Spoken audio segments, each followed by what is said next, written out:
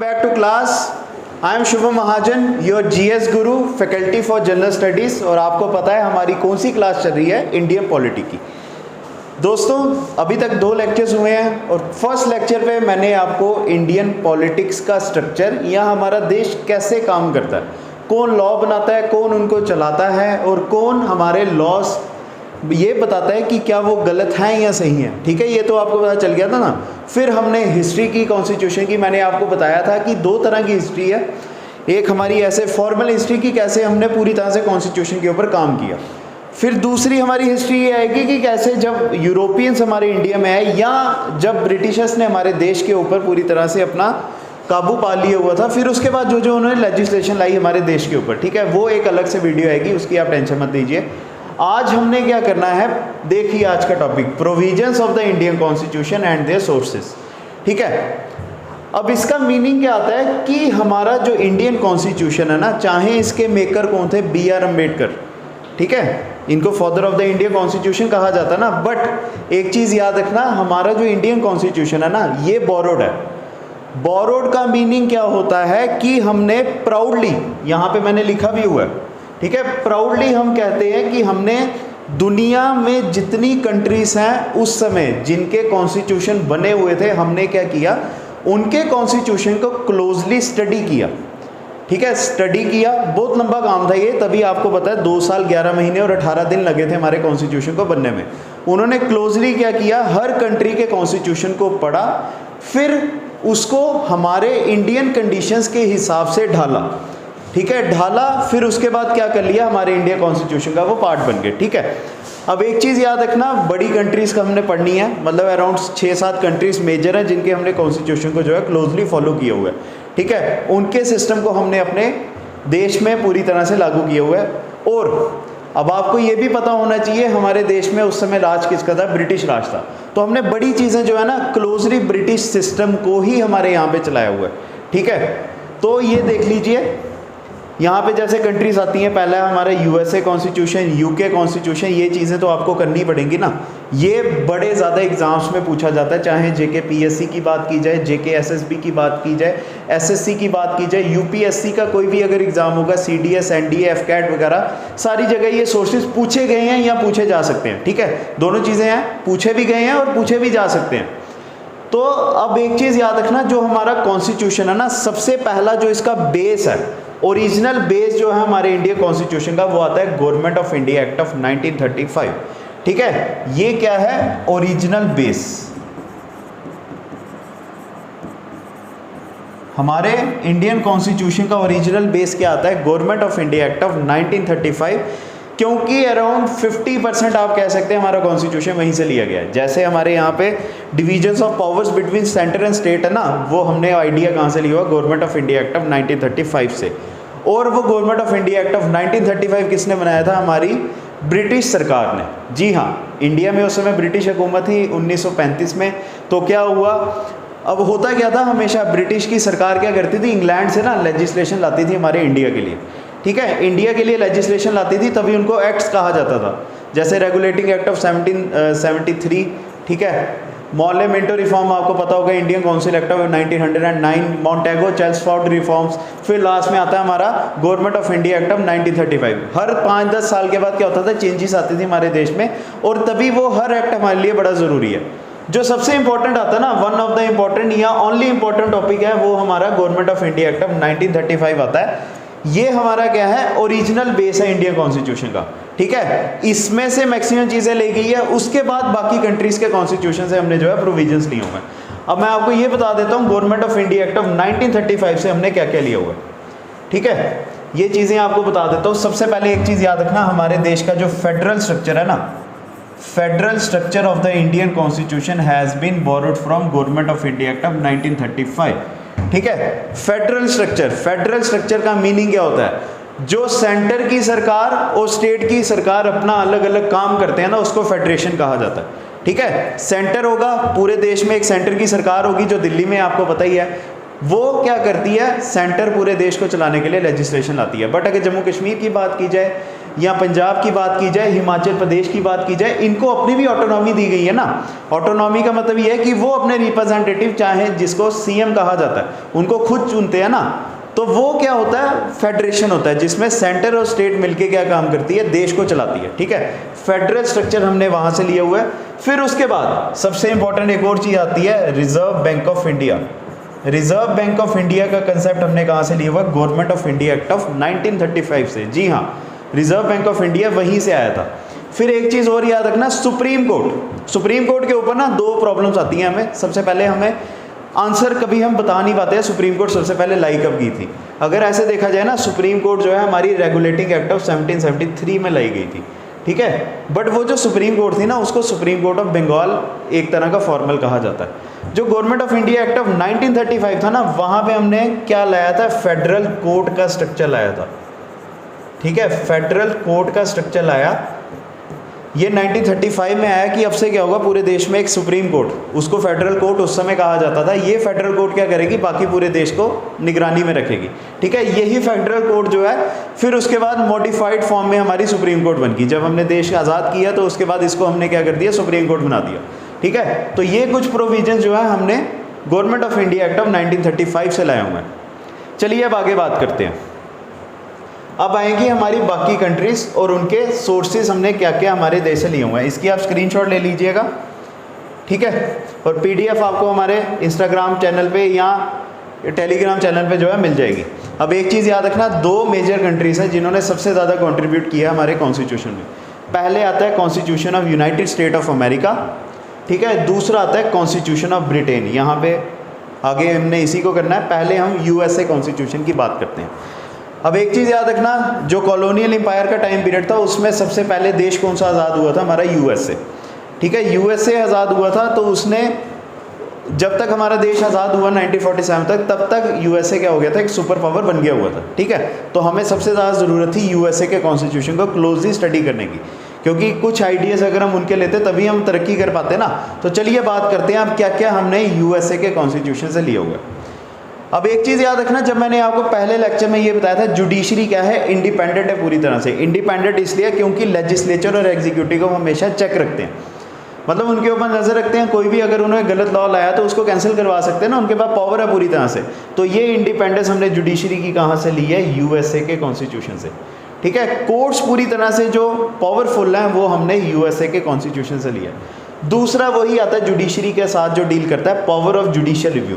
ये भी मैंने आपको पहले लेक्चर में बताया था। जो हमारी जुडिशरी है दो तरह से काम करती है, एक गार्डियन ऑफ हमारे फंडामेंटल राइट्स, ठीक है, गार्डियन ऑफ फंडामेंटल राइट्स। दूसरा power of judicial review. Judicial review का मतलब ये है कि कोई लॉ अगर लाया गया है उसको कैंसिल करवाना ना सुप्रीम कोर्ट ने, वो अपनी जुडिशियल रिव्यू की पावर के थ्रू कर सकते हैं। तो वो भी हमने यूएसए के कॉन्स्टिट्यूशन से लिया। फिर हमारे देश के सबसे बड़े पर्सन या सबसे पावरफुल पर्सन आते हैं प्रेसिडेंट ऑफ इंडिया, ठीक है। उनकी जो पोस्ट है ना प्रेसिडेंट की, वो हमने यूके के कॉन्स्टिट्यूशन से ली है, यूनाइटेड किंगडम के कॉन्स्टिट्यूशन से ली है। बट जो उनकी पावर्स हैं वो हमने यूएसए से ली है। प्रेसिडेंट ऑफ इंडिया हमारे देश के एग्जीक्यूटिव हेड है, मतलब एग्जीक्यूटिव के सबसे बड़े हेड जो हैं यही आते हैं। और पीएम जो है गवर्नमेंट के हेड होते हैं, ये आपको आगे पता चल जाएगा। तो वो हमने पोजीशन कहाँ से ली है, यूएसए से। फिर उसके बाद प्रेसिडेंट ऑफ इंडिया क्या है, सुप्रीम कमांडर है हमारी आर्म फोर्सेस के। आर्म फोर्सेस का मतलब ये हुआ कि इंडियन आर्मी, इंडियन नेवी, ठीक है, इंडियन एयरफोर्स, इनके सबसे बड़े जो ऑफिसर हैं या कमांडर कौन है, प्रेसिडेंट ऑफ इंडिया हैं।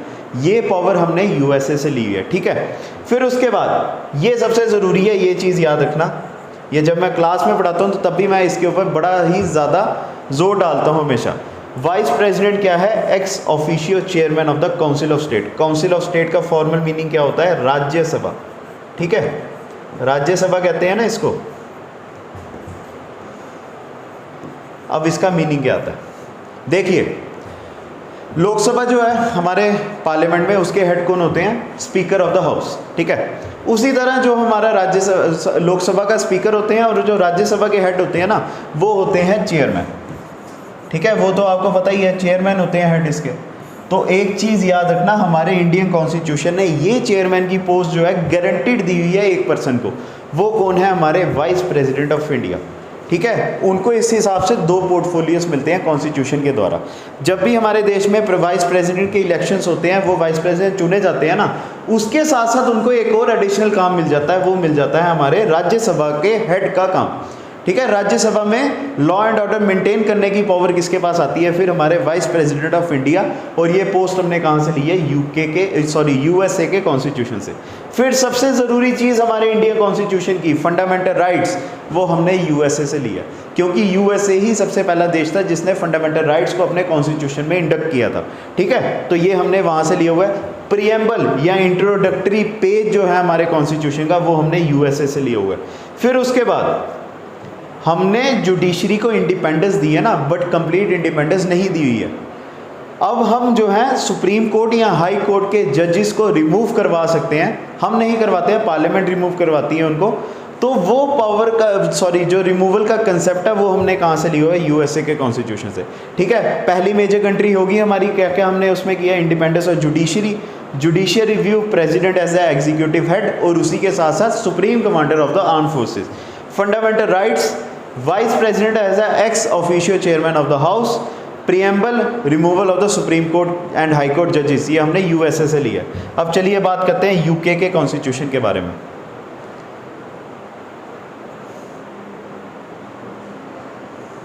अब ये देखिए, ये अब आपके ऊपर डिपेंड करता है, आपको ज़्यादा कंट्री कौन सी पावरफुल या सबसे ज़्यादा इंपॉर्टेंट लगती है हमारे कॉन्स्टिट्यूशन के हिसाब से। मेरे को यूएसए लगता था, मैंने यूएसए लिख दिया। अगर आपको यूके लगता है तो आप यूके लिख लीजिए। दोनों की पावर सेम है, मतलब दोनों ने हमारा कंट्रीब्यूशन इक्वल किया हुआ है। दो जो हमारे पिलर्स हैं ना मेन कॉन्स्टिट्यूशन के, वो इन दोनों कंट्रीज ने दिए हैं। जैसे जुडिशरी हमारी पार्लियामेंट उसने यूएसए ने दिया ना, तो जो दूसरा हमारा 2 मेन पिलर्स आते हैं ना, जो लेजिस्लेचर और एग्जीक्यूटिव, वो हमने यूके से लिया हुआ है। ठीक है, सबसे पहले बात करते हैं हमने यहाँ से क्या क्या लिया हुआ है। लॉ मेकिंग प्रोसीजर, लॉ कैसे बनाया जाता है, ये हमने प्रोसीजर यूके से लिया हुआ है। ठीक है, लॉ ऐसे अगर मैं इसको थोड़ा सा छोटा ऐसे आपको बता देता हूँ। सबसे पहले क्या होता है, जब लॉ बनाना होता है ना, तो एक बिल इंट्रोड्यूस किया जाता है। ठीक है, ये बिल किसी भी हाउस में आया जा सकता है, ऑर्डिनरी बिल की मैं बात कर रहा हूँ। और ये बिल क्या होता है, 5 स्टेजेस से गुजरता है। पहले एक हाउस में जाएगा, दूसरे हाउस में जाएगा, फिर उसके बाद ये पास माना जाता है। और ये बिल जब प्रेसिडेंट ऑफ इंडिया के द्वारा साइन किया जाएगा, वो बिल क्या बन जाता है? एक्ट। ठीक है, ये कंसेप्ट हमने कहाँ से लिया? यूके के कॉन्स्टिट्यूशन से। दूसरा, रूल ऑफ लॉ, लॉ की नज़रों में सब एक है, लॉ सबसे सुप्रीम है। ये कंसेप्ट हमने यूके से लिया हुआ है, मतलब इंग्लैंड से हमने ये लिया हुआ है। रूल ऑफ लॉ, लॉ की ही चलेगी और किसी की नहीं लगेगी। सिंगल सिटीजनशिप का कंसेप्ट हमने इंग्लैंड से लिया हुआ है। हमारे देश में क्या है, हमारे भारतीय नागरिकता ही हमें मिलती है। अगर हम भारतीय हैं ना, दूसरे देश में अगर आप चले गए हो, यूएसए में अगर चले गए हो, अगर आप चाहते हो वहाँ की आपको सिटीजनशिप मिले, तो आपकी इंडियन सिटीजनशिप जो है टर्मिनेट हो जाती है। ठीक है, ये चीज़ याद रखना। सिंगल सिटीजनशिप हमारे इंडियन कॉन्स्टिट्यूशन गारंटी करता है, और हमने वो कंसेप्ट कहाँ से लिया है? यूनाइटेड किंगडम के कॉन्स्टिट्यूशन से। फिर उसके बाद पार्लियामेंट्री सिस्टम, मतलब कि हमारी जो इंडियन पार्लियामेंट है, जो लेजिस्लेचर है हमारा, पार्लियामेंट अपर हाउस और लोअर हाउस, जिसको बाय कैमरल लेजिस्लेचर कहा जाता है ना, ये कंसेप्ट हमने कहाँ से लिया हुआ है? यूनाइटेड किंगडम के कॉन्स्टिट्यूशन से। फिर उसके बाद मिनिस्ट्रियल रिस्पॉन्सिबिलिटी, इसमें क्या होता है? 2 तरह की आती है, इंडिविजुअल और कोलेक्टिव। ठीक है, इंडिविजुअल एंड कोलेक्टिव रिस्पॉन्सिबिलिटी, ये कंसेप्ट हमने कहाँ से लिया हुआ है? यूनाइटेड किंगडम के कॉन्स्टिट्यूशन से। ठीक है, जब हम लोकसभा राज्यसभा करेंगे तब आपको ये पूरी तरह से पता चलेगा जाएगा इंडिविजुअल और कलेक्टिव रिस्पॉन्सिबिलिटी होती क्या। फिर वही अगर पार्लियामेंट हमने लिया है तो बाय कैमरलिज्म भी है ना हमारे यहाँ पे, तो वो कंसेप्ट आ गया यहाँ पे, बाय कैमरल लेजिस्लेचर। ठीक है, ये आ गया वहाँ पे, जिसमें पार्लियामेंट्री फॉर्म ऑफ गवर्नमेंट हमारे देश में होती है। फिर उसके बाद आपको ये पता ही है ना, लोकसभा ज़्यादा पावरफुल है। क्यों पावरफुल है? 552 सीट्स हैं, 552 सीट्स हैं लोकसभा में। एक और चीज़ आपको बताता हूँ, वो मैंने आपको पहले नहीं बताया था। लोकसभा एक और वजह से जो है राज्यसभा से पावरफुल आती है, क्योंकि मनी बिल, ठीक है, मनी बिल की वजह से। ठीक है, ये मनी बिल जो है ना,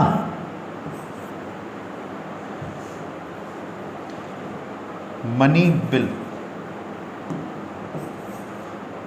ये मनी बिल जो है खाली लोकसभा में लाया जाता है, तभी लोकसभा इसकी वजह से भी एक पावरफुल आ जाती है। वन ऑफ द रीजंस ये भी है कि मनी बिल खाली लोकसभा में आता है, तभी लोकसभा जो है ज़्यादा पावरफुल है हमारे राज्यसभा से। ये भी हमने यूके से लिया हुआ है। फिर उसके बाद प्रधानमंत्री की पोस्ट, जो पीएम की पोस्ट है, वो हमने यूके से ली है। यूके में भी पीएम होते हैं, हमारे इंडिया में भी पीएम होते हैं, और ये आप समझ जाओ कि हमने कहाँ से लिया, इंग्लैंड से ही लिया। फिर उसके बाद जो लोकसभा के स्पीकर होते हैं ना, वो कंसेप्ट हमने कहाँ से लिया हुआ है, यूके से। देखो सब अपने आप में इंपॉर्टेंट है, पार्लियामेंट पूरा का पूरा डील कर रहा है हमारे यूके से, ठीक है, पार्लियामेंट पूरा का पूरा वहाँ से आ गया, पीएम आ गया वहाँ से, बाई कैमरल लेजिस्लेचर आ गया, फिर उसके बाद लोअर हाउस ज़्यादा पावरफुल हो गया, लॉ मेकिंग प्रोसीजर मतलब लॉ कैसे बनाया जाता है, ये सब कंसेप्ट हमने वहीं से लिए हैं, ठीक है। चलिए अब आगे चलते हैं। अब मेरे को नहीं लगता अब आपको आगे कभी इसके ऊपर प्रॉब्लम होगी, और अगर आप पहली बार पढ़ रहे हो तो फिर तो आपको बड़ा ही मज़ा आएगा ना इसको पढ़ने में। देखिए अब फेडरेशन, ऑल इंडिया फेडरेशन हमने कहाँ से लिया था, government of India act of 1935 से ना। बट जो फेडरेशन है उसमें सेंटर हमेशा स्ट्रांग हो, मैंने आपको बताया ना, सेंटर और स्टेट वाले क्या करते हैं, मिलके काम करते हैं, बट हमेशा सेंटर ज़्यादा अपर एज में होता है। सेंटर ने अगर जैसे आपको बताया जाए जीएसटी लाया गया था, ठीक है, पूरे देश में लागू हुआ ना, कोई ऐसी स्टेट नहीं थी जिसने उसको अप्लाई नहीं किया। तो ये कंसेप्ट हमने कनाडा से लिया कि फेडरेशन वाला फेडरल स्ट्रक्चर तो रहेगा हमारे देश में, बट सेंटर हमेशा स्ट्रांग रहेगा, ये हमने वहाँ से लिया हुआ है। फिर उसके बाद जो डिस्ट्रीब्यूशन ऑफ पावर्स की सेंटर और स्टेट में, यूनियन को सेंटर कहा जाता है, सेंटर और स्टेट में जो डिवीजन होती है ना पावर्स की, वो हमेशा किसके पास होती है, सॉरी, जो डिवीजन है पावर्स की यूनियन और स्टेट में, वो हमने कनाडा के कॉन्स्टिट्यूशन से लिया। और उसके बाद सेंटर हमेशा स्ट्रांग रहती है, वो आपको सबको पता है किसकी वजह से रहती है, इसी की वजह से, ठीक है। जो रेजिडुअरी पावर्स होती है ना, देखो 3 तरह की जो है लिस्ट आती है हमारे देश में, ये जो पावर्स है ना, इसमें आपको 3 तरह की लिस्ट बता देता हूँ। स्टेट लिस्ट, ठीक है, स्टेट लिस्ट, यूनियन लिस्ट, बड़ी चीज़ें हैं और बड़ा लंबा हमारा क्लास जाने वाला है, आप टेंशन मत लीजिए, चाहे 20 क्लासेस हो जाए, 25 हो जाए, बस आपको पॉलिटी में कोई प्रॉब्लम नहीं होने वाली है। State list, union list, concurrent list. अब हमारा इंडिया कॉन्स्टिट्यूशन जो हमने कनाडा से ये वाला कंसेप्ट लिया हुआ है, इनडायरेक्टली अगर मैं बोलूँ तो हमारे देश में क्या है, 3 तरह की जो है लिस्ट आती है कॉन्स्टिट्यूशन में। स्टेट लिस्ट, ये वो लिस्ट है जिसके ऊपर स्टेट वाले हमेशा क्या करते हैं, लॉ बनाते हैं अपनी स्टेट के लिए, ठीक है। ये पूरी तरह से जैसे एग्रीकल्चर हो गया या लैंड टैक्स वगैरह हो गया, ये हमेशा स्टेट वाले इसके ऊपर लॉ बनाएंगे। यूनियन लिस्ट में क्या हो गया, जिसमें सेंट्रल गवर्नमेंट पूरे देश के लिए लॉ बनाती है, जिसमें स्टेट्स भी आते हैं, ठीक है। फिर आता है कॉन्करेंट लिस्ट। कॉन्करेंट लिस्ट क्या होता है, जिसमें सेंटर और स्टेट वाले मिलके क्या करते हैं, काम करते हैं, अपनी स्टेट के लिए या पूरे देश के लिए, दोनों एक साथ मिलके काम कर सकते हैं। इसमें भी देखा जाए अगर तो दोनों को इक्वल पावर है, बट आपको पता है सेंटर हमेशा स्ट्रांग रहती है ना, वो किसकी वजह से, रेजिडुअरी पावर्स। रेजिडुअरी पावर्स क्या होता है, अल्टीमेट ऐसी पावर्स जिसमें सेंटर ने अगर कुछ बना लिया ना, स्टेट वाले उसको मना नहीं करेंगे, ठीक है। तो ये कंसेप्ट हमने कहाँ से लिया हुआ है, कनाडा के कॉन्स्टिट्यूशन से। चलिए हो गया कनाडा। अब आता है हमारा आयरलैंड या आयरिश कॉन्स्टिट्यूशन। ये क्या आएगा, directive principle of state policy, जो हमारे पार्ट 4 है ना इंडिया कॉन्स्टिट्यूशन का, जिसको directive principle of state policy कहा जाता है, ये हमने कहाँ से लिया है, आयरलैंड से। फिर उसके बाद इलेक्शन ऑफ द प्रेसिडेंट का कंसेप्ट हमने आयरिश कॉन्स्टिट्यूशन से लिया हुआ है। फिर उसके बाद वही जो प्रेसिडेंट है, राज्यसभा में 12 मेंबर्स नॉमिनेट करते हैं ना, वो भी हमने यहीं से लिया, ठीक है। 3 चीज़ें आ गई, तीनों बड़ी इंपॉर्टेंट है। डायरेक्टिव प्रिंसिपल्स जो पार्ट 4 है इंडिया कॉन्स्टिट्यूशन का, जो फंडामेंटल राइट्स के बाद आता है, ठीक है, वो हमने आयरिश कॉन्स्टिट्यूशन से लिया है। फिर इलेक्शन ऑफ प्रेसिडेंट का मेथड जो है वो हमने आयरिश कॉन्स्टिट्यूशन से लिया है। फिर उसके बाद nomination of members of Rajya Sabha by the president, जो 12 मेंबर्स होते हैं ना, वो प्रेसिडेंट हमेशा नॉमिनेट करते हैं, तो ये हमने कंसेप्ट कहाँ से लिया है, वहीं से, आयरिश कॉन्स्टिट्यूशन से। फिर आता है जर्मनी। देखो एक कहावत हमें बचपन से सिखाई जाती है, अगर आपने सुनी होगी, किसी की गलतियों से अगर हमें फ़ायदा मिले तो वो गलतियों को अपनी मिसाल बनाओ, ठीक है। तो ये वही आता है। जर्मनी सेकेंड वर्ल्ड वॉर में पूरी दुनिया जीतने गया, बट पूरी दुनिया का कुछ एरियाज़ का बेड़ागर कर गया, अपने देश का भी किया, ठीक है। तो बट हमने उससे सीख ली। क्या सीख थी, जब उसने जर्मनी ने ना पहले अपने लोगों को दुखी किया था ना, वो क्या कंसेप्ट था, एमरजेंसी का। क्या होता है उसमें, फंडामेंटल राइट्स उसने क्या कर दिए थे अपने, क्या कहते हैं, लोगों के ना फंडामेंटल राइट्स पूरी तरह से ख़त्म कर दिए थे। ये चीज़ नहीं आएगी। ये जो इमरजेंसी प्रोविज़न है ना, ये हमने government of India act of 1935 से लिया हुआ है। ये मैंने यहाँ पे हो सकता है टाइपिंग एरर हो गया हो। ये जो इमरजेंसी प्रोविज़न है ये हमने government of India act of 1935 से लिया है। बट जो जर्मनी का कॉन्स्टिट्यूशन है ना, वहाँ से हमने ये कंसेप्ट लिया है। जब भी देश में इमरजेंसी लगाई जाती है तो क्या होता है, फंडामेंटल राइट्स खत्म हो जाते हैं। ठीक है, फंडामेंटल राइट्स पूरी तरह से खत्म हो जाते हैं, ये हमने वहाँ से लिए हुए। फिर आता है ऑस्ट्रेलिया का कॉन्स्टिट्यूशन, इसमें क्या आएगा, कॉन्करेंट लिस्ट, वो आपको मैंने बता दिया क्या होता है कॉन्करेंट लिस्ट। फिर उसके बाद ट्रेड एंड कॉमर्स के ऊपर अगर कोई लॉ लाया जाता है तो हमने ऑस्ट्रेलिया के कॉन्स्टिट्यूशन से वो प्रोविजन लिया। फिर जॉइंट सिटिंग, जॉइंट सिटिंग क्या होता है, जब भी कोई बिल लाया जाता है तो क्या होता है, लोकसभा और राज्यसभा से उसको दोनों को पास करना पड़ता है। बट हर बार ऐसा नहीं ना होता कि लोकसभा और राज्यसभा एक साथ मिलकर पास कर दें। कभी कभी क्या होता है, दोनों अड़ जाते हैं, दोनों में से कोई एक हाउस जो है अड़ जाता है कि मैं नहीं पास करता। तो हमारे इंडियन कॉन्स्टिट्यूशन में ना जॉइंट सिटिंग का प्रोसीजर है, जिसमें प्रेसिडेंट के कहने के द्वारा ना, प्रेसिडेंट के कहने पर लोकसभा और राज्यसभा के मेंबर्स एक साथ बैठ के उस बिल के ऊपर लेजिस्लेशन करते हैं। ठीक है, तो ये हमने कंसेप्ट कहाँ से लिया, ऑस्ट्रेलिया से। चलिए देखते हैं आगे कुछ बचा हो तो। साउथ अफ्रीका का कॉन्स्टिट्यूशन, कॉन्स्टिट्यूशन अमेंडमेंट्स हमने वहाँ से लिए है। हम कॉन्स्टिट्यूशन में बदलाव ला सकते हैं, एन नंबर ऑफ टाइम्स ला सकते हैं, तो ये हमने कहाँ से लिया है, साउथ अफ्रीका के कॉन्स्टिट्यूशन से। French constitution, idea of Republic, liberty, equality and fraternity, जो हमारे प्रीएम्बल के ऊपर भी लिखा हुआ है। ठीक है, तो ये हमने कहाँ से लिया, फ्रेंच रेवोल्यूशन से। फ्रेंच रेवोल्यूशन आपको पता ही है कितना इंपॉर्टेंट हिस्टोरिक इवेंट है पूरी दुनिया के लिए, हमारे इंडिया के लिए भी है, क्योंकि 9th की एनसीईआरटी के ऊपर इतना बड़ा टॉपिक है ये, 10th में भी है फर्स्ट चैप्टर। ठीक है, तो ये हमने कंसेप्ट कहाँ से लिए हुए हैं, फ्रेंच कॉन्स्टिट्यूशन से। चलिए सोर्सेज हो गए हमारे, नहीं अगर पता चला एक बार फिर से वीडियो रिवाइंड करके देखना, आपकी जो प्रॉब्लम होगी खत्म हो जाएगी। चलिए अब आगे देखते हैं, सिंबल्स के बारे में बात करते हैं। हमारे देश के हिस्टोरिक सिंबल क्या क्या हैं। पहले आता है तिरंगा, हमारा फ्लैग क्या है, तिरंगा, हमारा नेशनल फ्लैग है तिरंगा, जो हमने अडॉप्ट कब किया था,